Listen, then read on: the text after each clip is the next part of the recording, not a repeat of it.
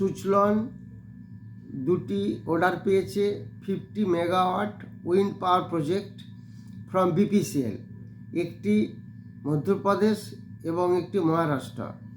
এটা একটা ভালো নিউজ আছে সুজলনের উপর।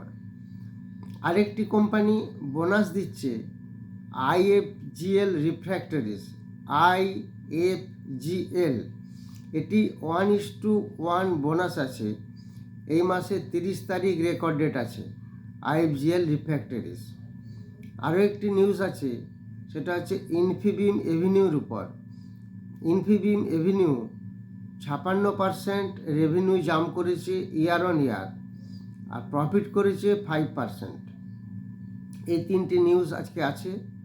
এছাড়া আরেকটি ভিডিও বেরোবে যেটা ডিফেন্স স্টকের উপর, সেটা এখনও 45% নিচে চলছে, অথচ ভালো ডিফেন্স স্টক।